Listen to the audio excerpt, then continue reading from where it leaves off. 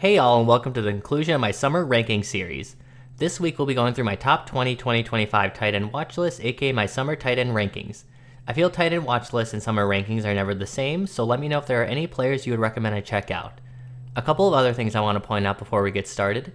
Just like my other summer rankings, these are not as in-depth as my player profiles and evals during the draft season, but more of a quick summary of the player after a rewatch.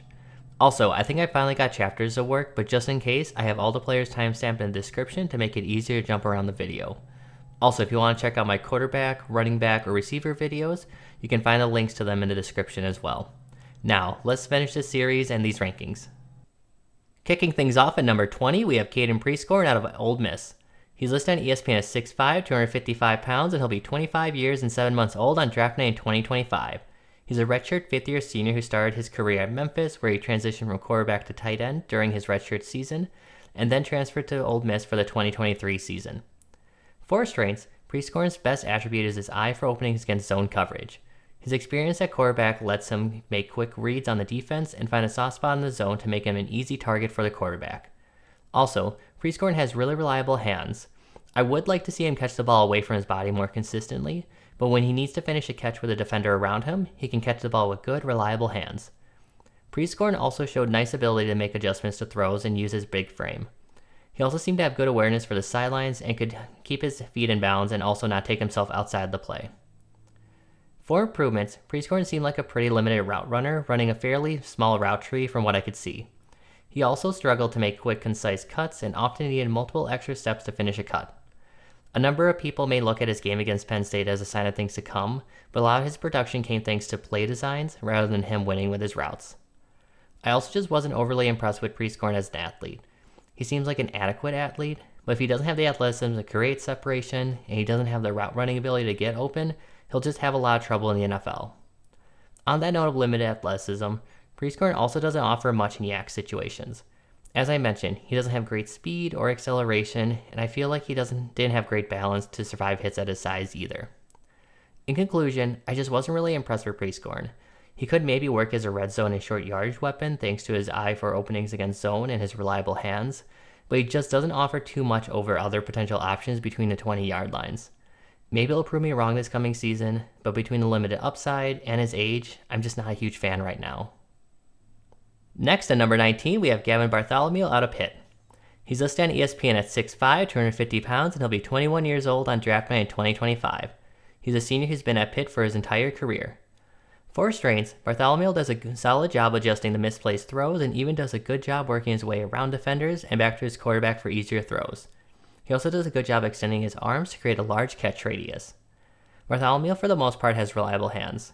He often has to finish catches while taking hits from defenders, but shows some really tough hands with good extensions to attack the ball to finish these catches. Also, Bartholomew has really great size for the position, with a good frame and good weight, and likely has long arms from what I could see. All that gives him the potential to become more of a capable player at the position and to play all over the formation. For improvements, Bartholomew just seems like a really middling athlete right now. He seems like a slow accelerator and doesn't seem to have great speed in general. He also doesn't burst out of his cuts and just doesn't seem to have the makings of a tight end who can provide much in the receiving game just yet. I'm also just not overly impressed with Bartholomew as a blocker. He has great size for the position like I mentioned, but he still gets overpowered at times. Also, he doesn't always take great angles and has too slow of hands and lacks grip strength, which allow defenders to get past him too frequently. I also would like to see Bartholomew have a more diverse route tree. It seems his route tree primarily consisted of seams, outs, and drags, and now I wasn't overly impressed with Pitt's offensive play calling, so that was likely the root cause of the issue, and hopefully this improves with a change to Cade Bell as their offensive coordinator, but we'll just have to see this coming season. In conclusion, I wasn't very impressed with Bartholomew last year, but hope that he could progress, but I'm just still wanting more right now. He has the size to be a more capable blocker and potentially help more in the receiving game, but he just hasn't been able to put it all together yet. Right now, I see him as a player who will likely get picked up as an undrafted free agent thanks to his size, but I'm just not confident he can beat out his competition for a roster spot. Next, number 18, we have RJ Maryland out of SMU. He's listed on ESPN at 6'4", 233 pounds, and he'll be 20 years and 9 months old on draft night in 2025. He's a junior who's been at SMU for his entire college career. For strengths, Maryland's athleticism jumps out when you watch him with his great speed and acceleration. He was typically effortlessly gliding downfield and was too fast for linebackers to keep up with, and often too big for safeties. Maryland also showed some nice adjustment skills to catch balls away from his frame. He has long arms and does a good job extending them out to get his hands on the ball and expand his catch radius. I also really liked Maryland's eye for openings against zone coverage. He ran a fair number of crossers and seam routes and seemed to have a good understanding of when to settle his route to keep himself open. For improvements, Maryland's blocking is pretty rough right now.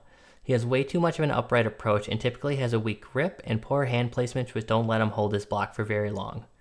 He also does a fair amount of head ducking, which leads to a fair number of whiffs as well. Also, Maryland's route running is pretty sloppy right now. He looks more like an athlete rushing through his routes at top speed instead of making good cuts and nuance to create separation. As I mentioned, he can find openings against zone, but he needs to work on his nuance to consistently beat man coverage when he's going against good athletes. I also want to see Maryland clean up his hands. He often uses suboptimal hand technique with some clap attacks that need to be cleaned up.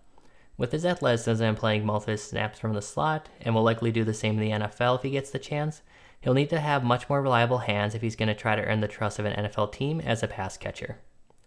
In conclusion, Maryland is a gifted athlete, but he kind of feels like a receiver playing tight end right now. His frame doesn't do him any favors, and he'll need to work on his blocking and route running if he wants a chance at an NFL roster.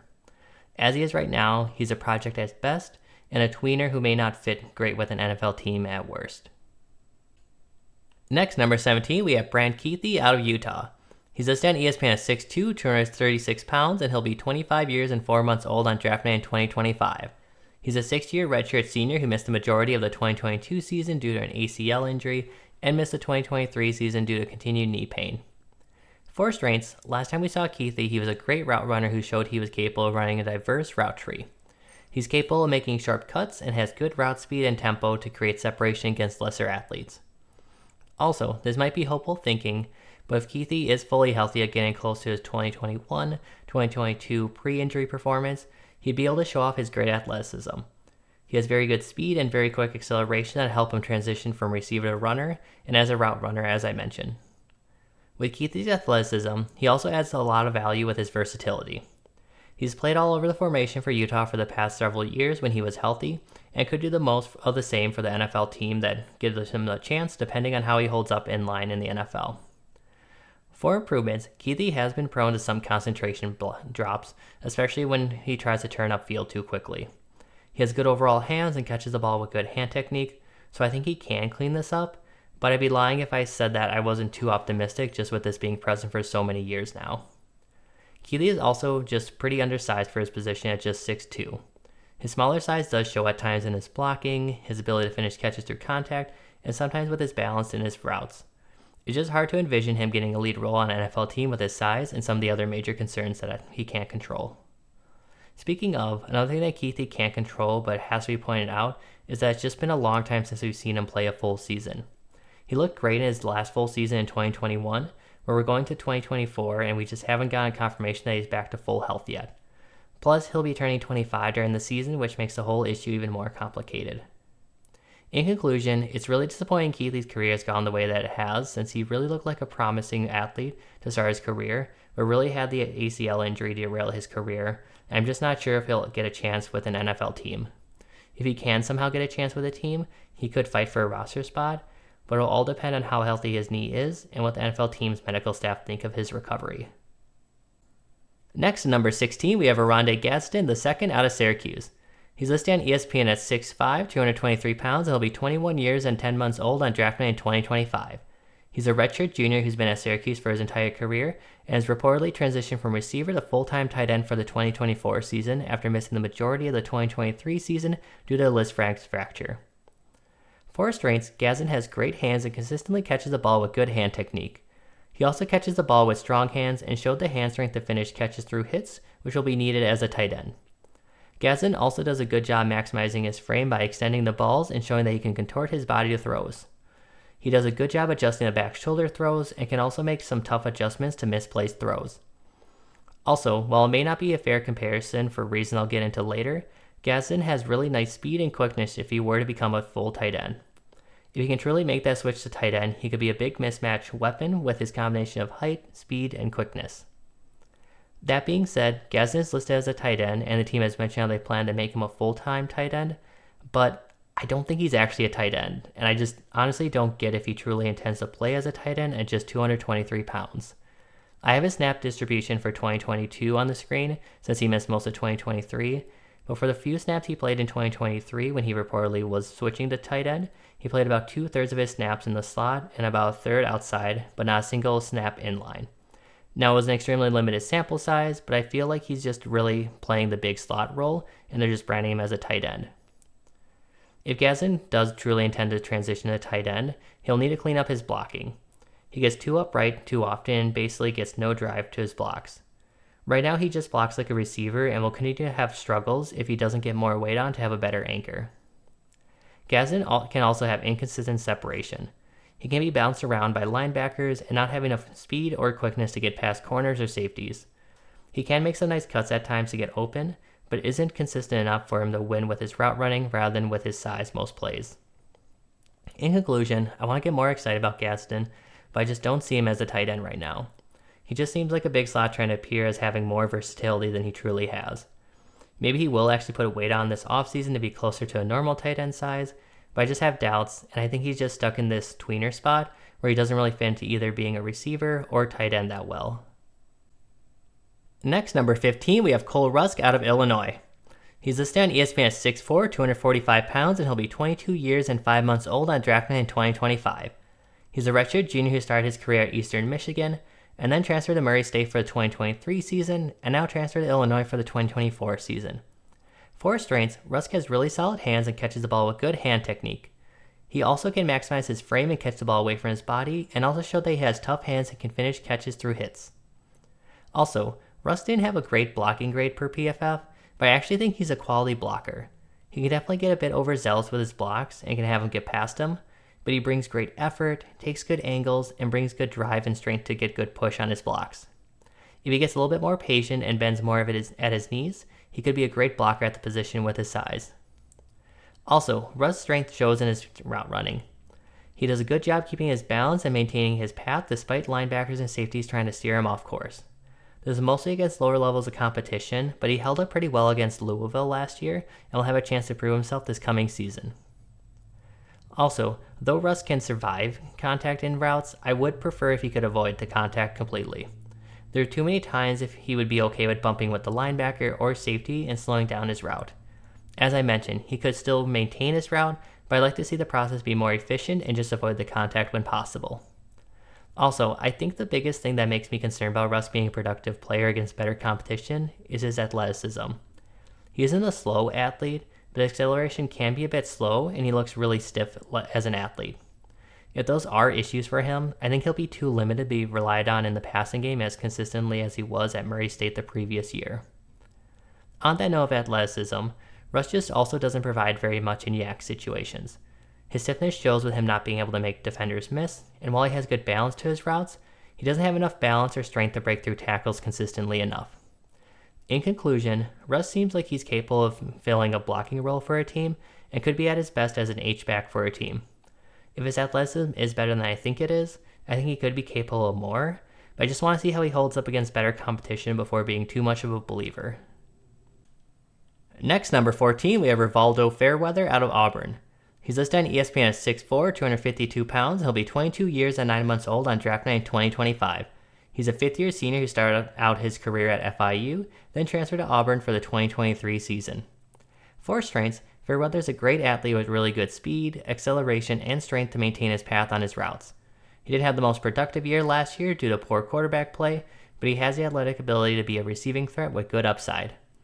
Also, Fairweather sometimes needs to rely on this due to poorly placed throws, but he has the ability to make some really nice adjustments to throws. He does a good job tracking the ball and extending his arms out to finish catches away from his frame. Maybe this isn't a major strength for him, but I do want to give Fairweather credit for improving as a route runner. He was a really rough route runner a year ago, but has worked to improve his nuance, balance, and efficiency in his routes. He still has a ways to go, but the early improvements have been encouraging.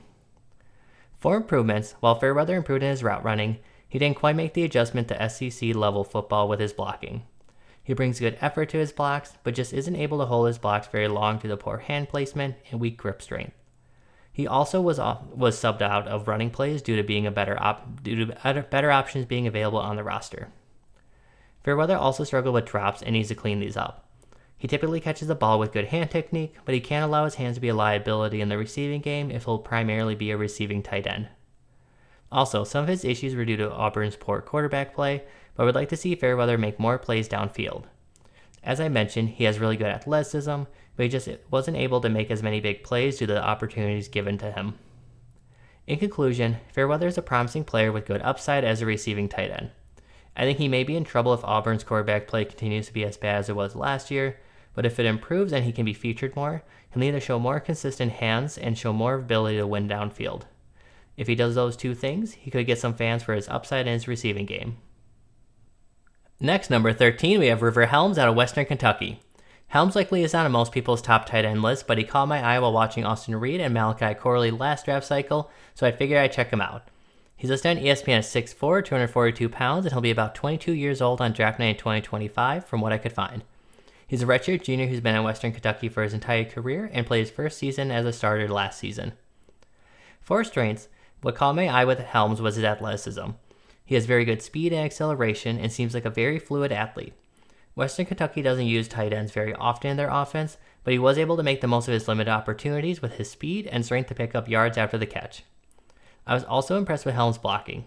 He was often asked to block in space to set up screens for his receivers, but he also held up well when asked to block inline and does a good job keeping his legs moving to keep solid drive.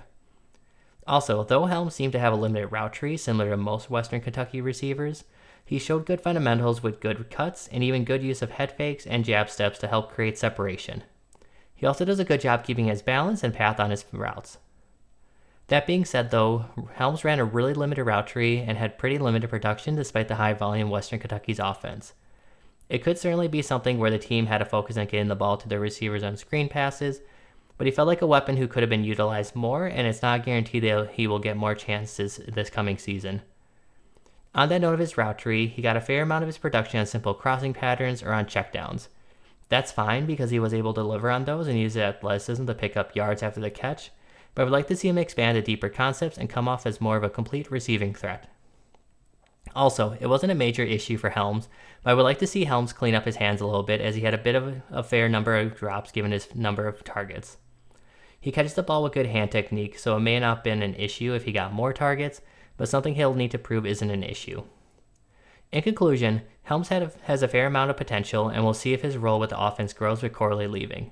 It was only one game, but Caden Velkamp looked promising in Western Kentucky's bowl game, so I would expect the offense to keep clicking with the departure of Reed and give Helms a chance to be a big contributor. If he can carve out a bigger role in the team's passing offense and show off his athleticism, he could be a riser and sleeper by next draft cycle. Next, number 12, we have Amari Niblack out of Texas. He's listed on ESPN as 6'4", 245 pounds, and he'll be about 21 years old on draft night in 2025 from what I could find. He's a junior who started out his career at Alabama and then transferred to Texas for the 2024 season. For his strengths, Niblack didn't get a lot of opportunities to go out for passes, but in the few he did, he showed good route running potential with clean cuts and being able to maintain his balance through contact. With his limited experience, his route tree is questionable, but he can prove that isn't an issue as the starter at Texas this coming season. Also, Niblack's athleticism combined with his size also gave a lot of potential. He's an explosive player with really good speed and seemingly good acceleration that showed in his routes after he completed the catch. If he's given more opportunity, he could really thrive as a receiving threat. Speaking of Niblack's athleticism, his athleticism leads to a lot of untapped potential as a yak weapon. He didn't have a lot of opportunities this past year, but it showed some solid strength and really some good speed as mentioned before, and could really have this be a major strength for him in this coming season. For improvements, if Niblack wants to be a receiving threat, he needs to clean up his hands. He generally uses good hand technique and catches the ball away from his body, but can sometimes mistime his hands, leading to some easy drops. Since the overall technique is there, I think he should be able to clean this up, but just something he needs to prove. Also, Niblack seems to have really long arms, but isn't an effective blocker as I'd like to see. He often has slow hands and gets too upright in his stance, which makes it easy for defenders to get past him. Also, I think his weight is a little bit lower than what it's reported as, since he has a pretty thin frame from what I can see, and he kind of shows in his block attempts. Also, what may have contributed to Niblack's lack of targets was his lack of awareness of open space. This showed up with him losing track of defenders against zone coverage, but also showed on scramble plays when Milroe was rolling out, and Niblack would adjust his route but would often drift towards defenders. In conclusion, Niblack has interesting upside and could be a riser this coming season. I just want to see him prove it more with more opportunities. Last season could have been the year he broke out, but he still had trouble earning targets. Hopefully a change of scenery and more experience will give him more of a chance to stand out and show that he's a more capable receiver.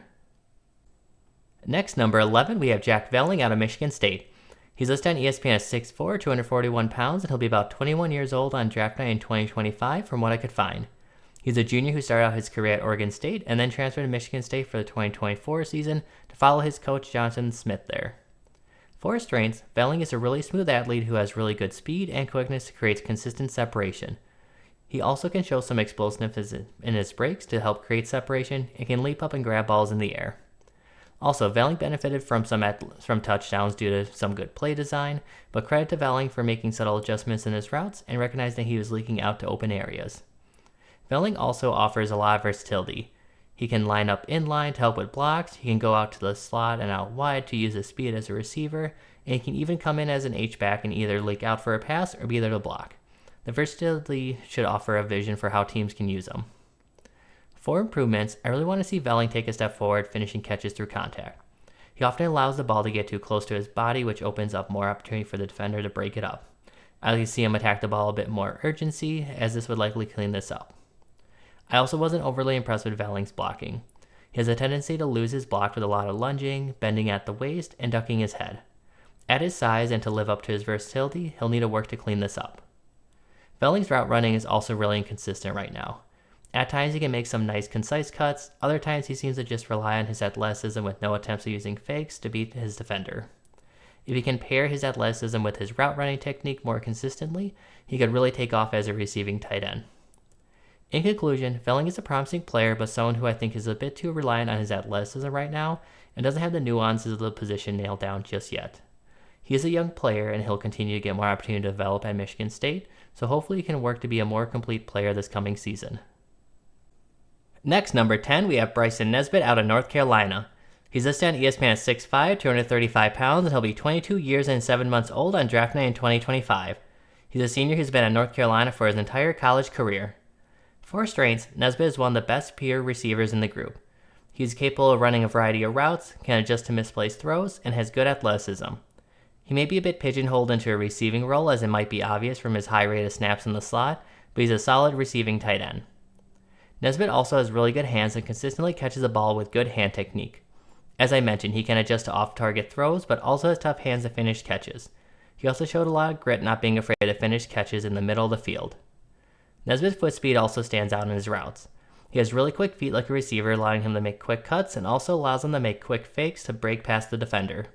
His foot speed gives him a lot of potential as a route runner if he can make his cuts a bit more concise.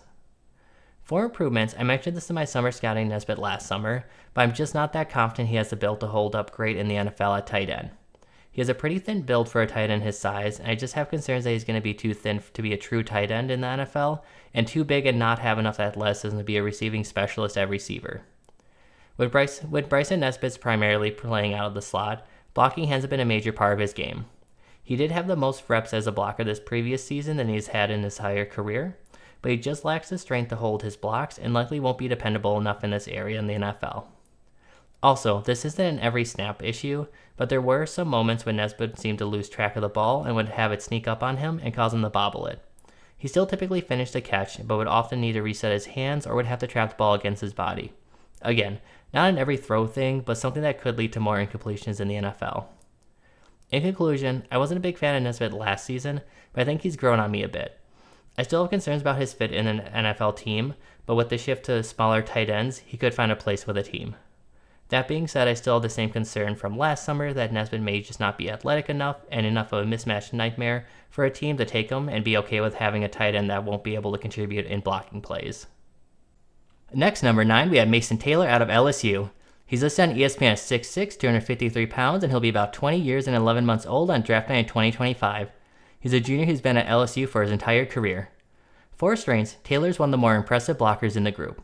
He takes good angles on his blocks, gets consistent leverage, typically has good hand placement with good arm extension, and keeps his feet moving to get good drive. I wouldn't consider him an elite blocker, but there was a reason he was relied on a lot to block on third downs and key short yardage situations. Also, how Taylor did most of his damage was against zone coverage.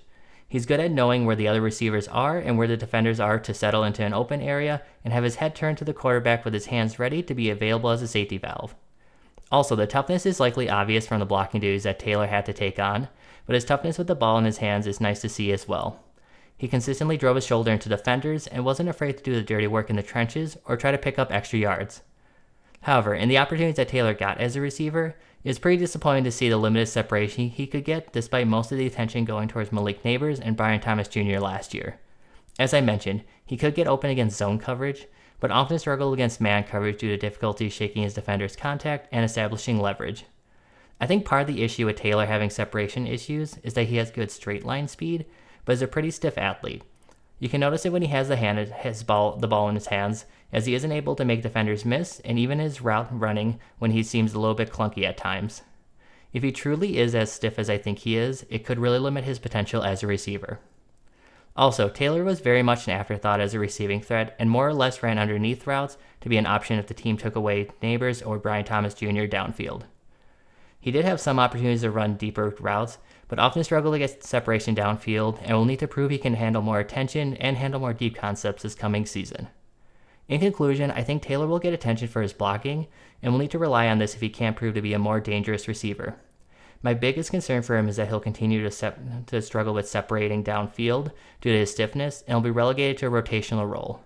However, if he can take a step forward in the receiving game and keep up his blocking quality, he could become a decent starter for a team. Next, at number 8, we have Terrance Ferguson out of Oregon.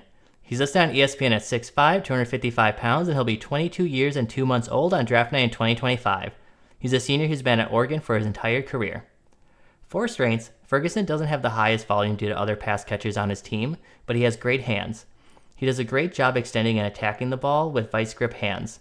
He can finish easy catches routinely and has great hand strength to finish catches through contact and when defenders are all over him. Ferguson also did a really great job beating zone coverage and knowing where to settle. He isn't always able to win against man coverage, but really made the teams that went heavy with zone pay with his eye for openings. Ferguson's versatility is also really enticing. Oregon moved him around a lot, playing him in the slot, using him inline, splitting out wide, and moving him in motion. He showed that he can handle basically any responsibility that could be asked of him, and that'll be really appealing for any NFL team. For improvements, Ferguson isn't a bad blocker, but he could be better at his size. He has a tendency to lunge and duck his head and bend more at his waist than his knees.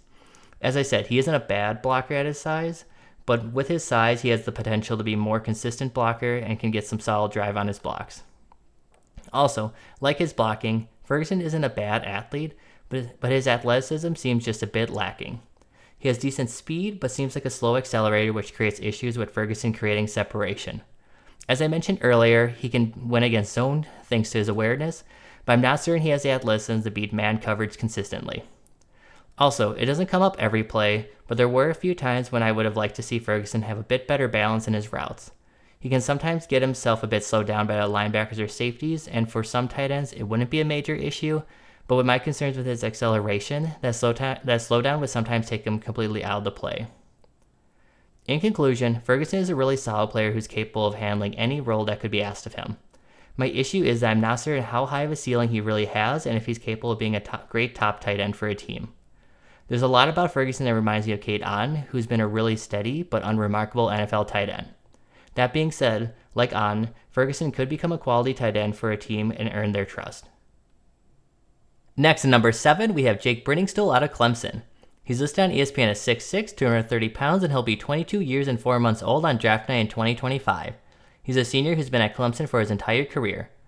For strengths, Briningstool is a great athlete with fluid movement to pair with his good speed and quickness to create consistent separation. He also seems to have pretty good strength and balance in his route running that stops defenders from taking him out of the play. He also has the explosiveness to be a good jump ball option and maximize his tall frame. What also let Briningstool be effective, especially in the red zone, was his ability to win leverage against his defender. He has a really solid approach to his release with good timing with his arms and feet to get past the defender. A lot of the leaner athletes at the tight end position often try to just win with their athleticism, but Briningstool does a good job combining athleticism with technique and awareness to win. Speaking of that pairing, he also combined it with good route running and good awareness of openings against zone coverage. He didn't always run a diverse route tree, but the routes that he did run had good cuts, good use of tempo, and really showed the potential of someone who could become a mismatched nightmare. For improvements, like Nesbit, Briningstool is really lean for the position, forcing Clemson to put him in the slot a fair amount. Now, to Briningstool's credit, the team still used him inline, so he's still getting that valuable experience, but it didn't always look pretty and will likely not be something he does in the NFL very regularly unless he puts some weight on in the offseason. Also, Briningstool can also struggle as a blocker. He tends to get too upright immediately out of his stance and in his block. He has a good base and typically tries to move his feet with his block, but without the leverage, he really struggles to get any drive and will often have his defenders slide off his block. Also, I think a fair amount of this had to do with compensating for Cade Klubnik and some of the team's offensive line issues, but Briningstool wasn't asked to win downfield very often. With everything I mentioned, it should be clear that I think he has the ability to win in this area, so I'm hoping he gets more opportunity to prove this coming season. In conclusion, there are a lot of similarities between Briningstool and Nesbit, but it's probably obvious from my rankings that I think Briningstool is a better player. He seems a bit more athletic and is at least getting the experience in line. Also, he seems to do a better job of getting consistent leverage to win against his defender and has better balance in his routes.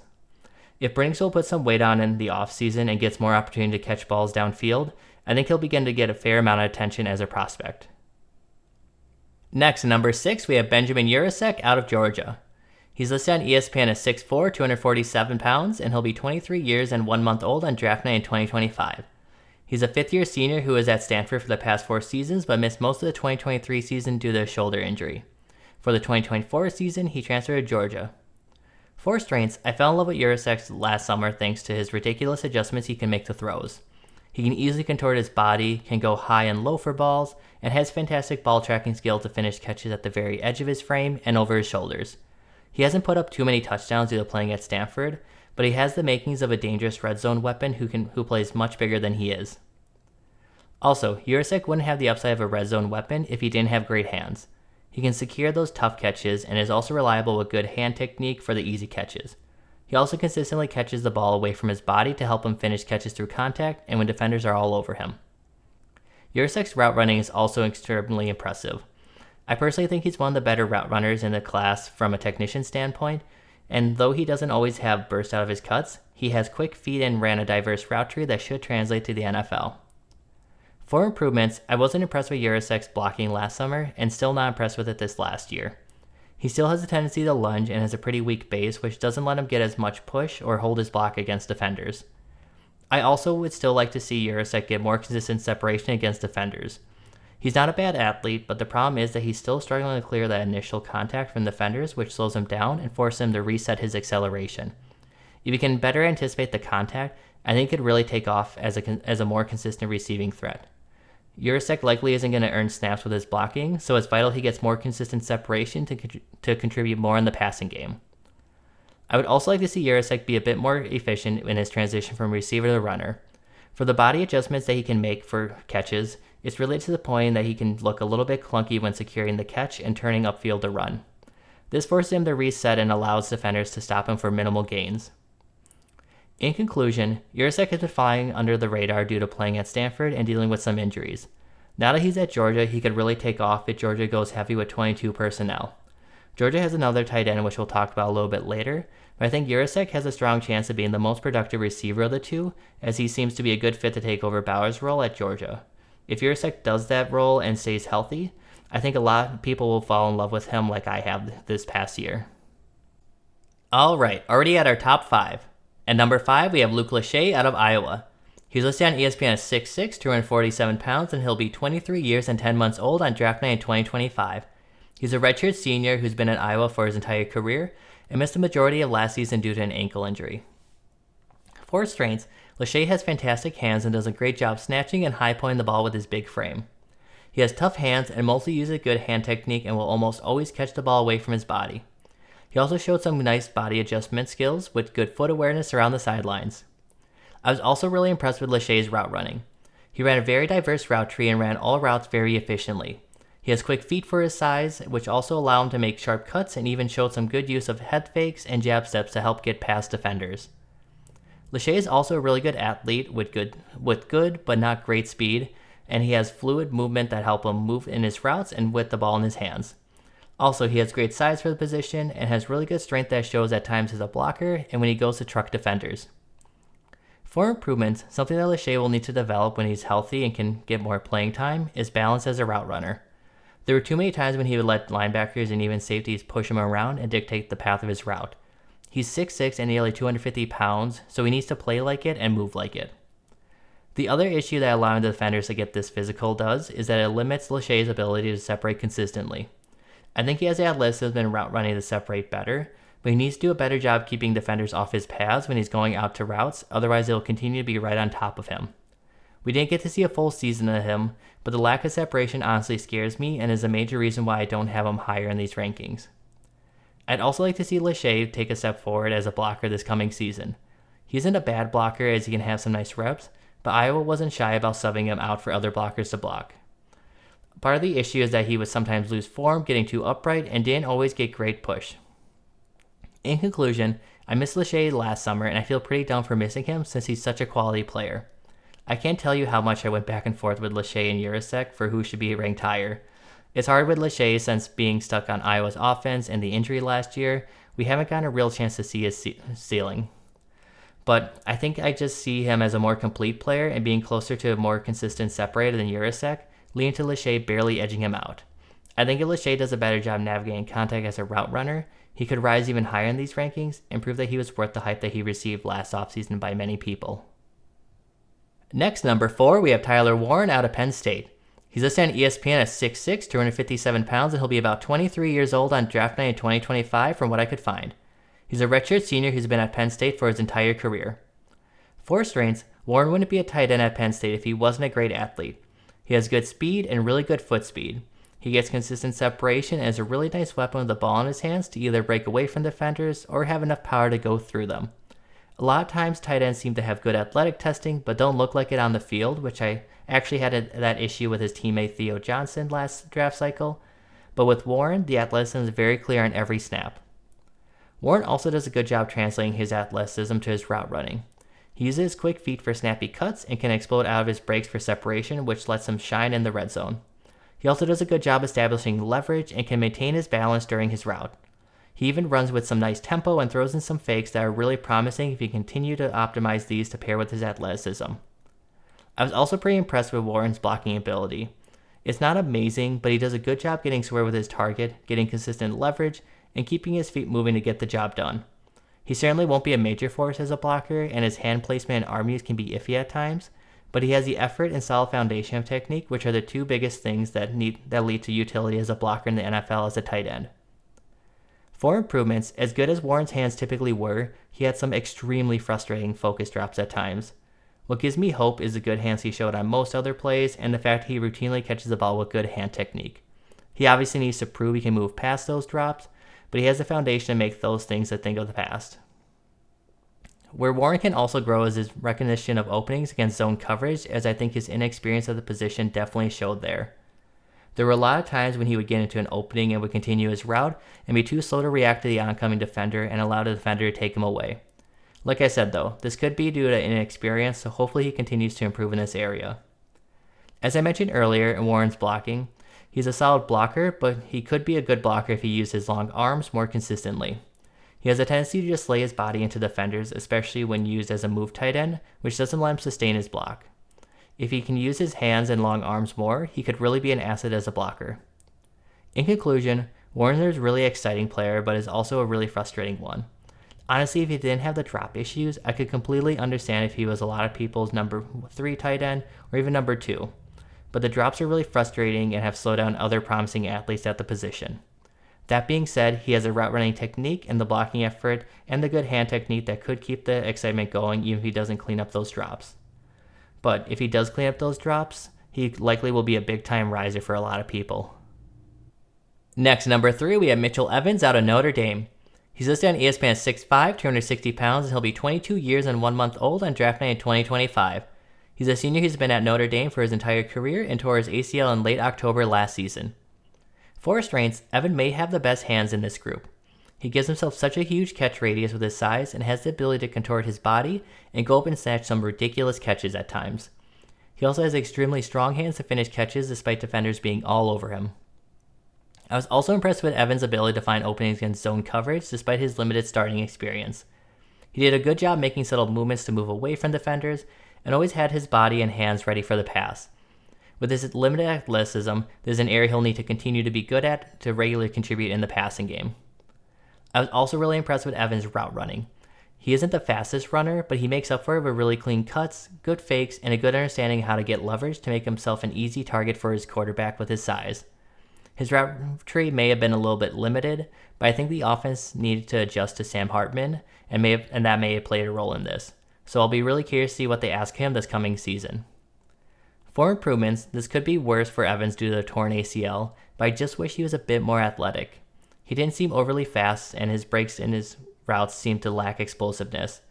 I wouldn't say that he seemed clunky by any means, but he is a slow accelerator who will need to win with clean routes and nuance and likely won't contribute much in the yak game outside of bulldozing through players. As I mentioned before with his lack of explosiveness, this also creates separation issues for Evans. My biggest fear is that he'll just be too slow in the NFL to get open against NFL athletes, stopping him from being able to use his great hands and receiving ability. Where I would also like to see Evans take a step forward is in his grip strength as a blocker. Evans can tend to lose his defender, especially when moving in motion due to some lack of lateral movement skills and letting them escape his grip. He has strong hands as evidenced by his catches, so I'd like to see that translate to his blocks as well. In conclusion, I like Evans a lot, and I feel he has the makings of a really solid, steady contributor for an NFL team. If he didn't tear his ACL, he would likely be my number 2 tight end, but the ACL tear and his limited athleticism gives me some concern about his upside. As long as he has a good recovery from the injury, I could see him having a long NFL career. Next, number 2, we have Oscar Delp out of Georgia. He's listed on ESPN as 6'5", 245 pounds, and he'll be 21 years and 8 months old on draft night in 2025. He's a junior who's been at Georgia for his entire college career and was playing behind Brock Bowers these past 2 seasons. For his strengths, Delp is a great athlete and may be up there as one of the best athletes of this group. He hasn't gotten to showcase his athleticism very often due to playing behind Brock Bowers, but I think he'll be someone who explodes at the combine next year for those who don't follow college football. He has great speed, really good explosiveness in his movements, quick feet for route running and to mirror in his blocks, and is a smooth mover, which is important to have his athleticism translate to his playability. Like Delp's athleticism, he hasn't gotten a lot of opportunity to show off his hands. In the opportunities he's received, he's passed the eye test. He catches the ball with good hand technique and routinely catches the ball away from his body. I fully expect this to be a clear strength of his this coming season if he gets more opportunity. What I really liked seeing from Delp despite his limited playing time was his balance as a route runner.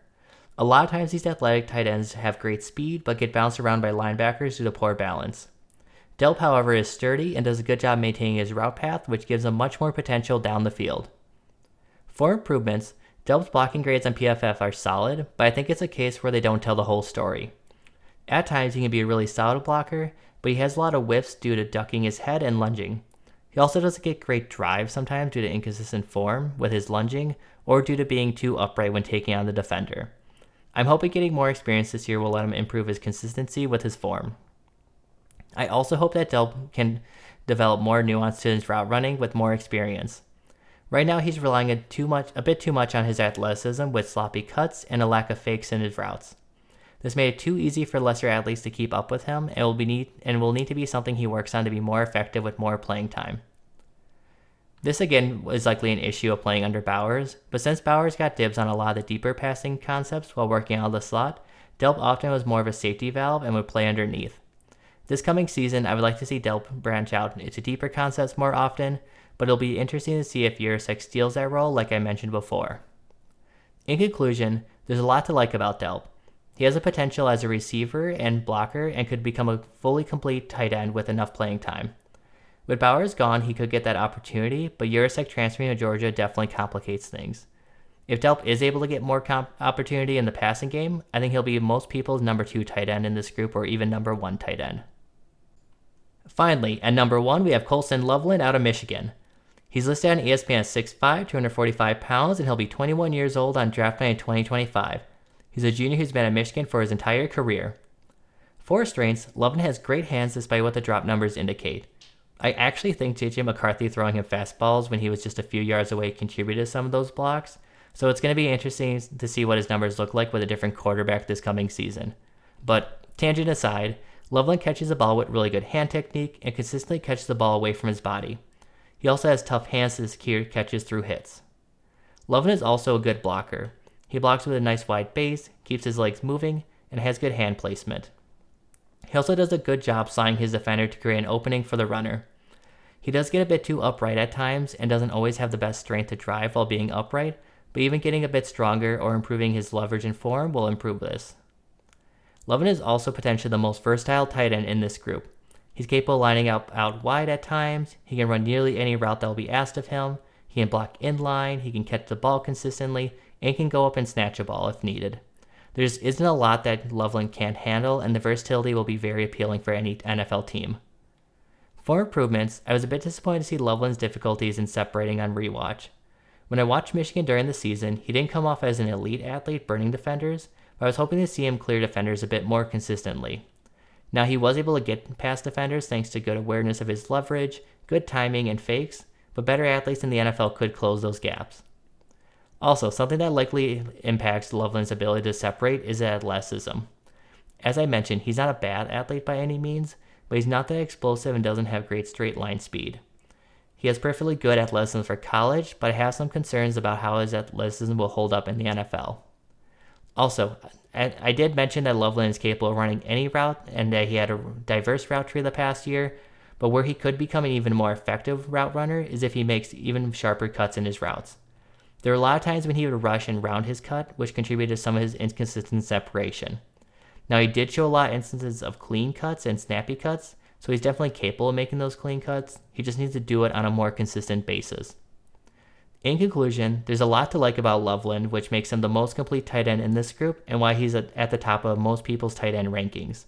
His athleticism is the biggest question mark, but I think it's passable enough to still be a reliable receiver, even if it's not at the high level of an elite playmaker like some of the other freak athletes we've seen in recent years. There's a lot to like of his games, and it reminds me a lot of Jake Ferguson. And if Loveland goes to a team that values targeting the tight end like Ferguson did, Loveland could be a valuable contributor for the passing game. And that concludes the tight ends of my summer scouting this year. I don't think this class to the level of the 2023 tight end class, but there are a number of promising prospects who could really shine if they get the opportunity and stay healthy. Tight end is always a bit hard to predict where players will go since it often depends on the rest of the class. Right now I think Loveland has a chance to go in the first round, but I think his athletic testing will determine how teams feel about him. Delp and Jurasek are really promising, but I think we just have to see what their production and usage looks like with Bowers gone. I really like Evans, but I just need to see what he looks like after the ACL and how his testing numbers look to know where exactly he is athletically. Also, Warren could be a really nice weapon for a team if he cleans up those focus drops, so I'm really hoping he'll make strides in that area. As I mentioned, tight end is always a weird position to scout, so let me know if there's any players you think I'm too high on, too low on, or just flat out missed and should check out. You can let me know by commenting below or on Twitter or X and at Reddit at Backseat Scout. Also, to plug a site I'm a contributor for again, you can check my other work out at Fantasy Trading Room. If you want to check out any of my other work there, I have a lot of articles that you can catch up on. Going forward, I'll be having some shorter videos that should be a little bit more digestible. Next Tuesday, I plan to release my updated Dynasty rookie rankings for anyone following me for Dynasty football, so keep an eye out for those. After those, I'll likely follow a once-weekly release schedule with a focus on college players. If you want to make sure you don't miss the rankings or any of the other future content after, be sure to subscribe. And while you're at it, like the video as it would mean a lot and help the channel continue to grow thanks to you. Thank you all and see you all next time.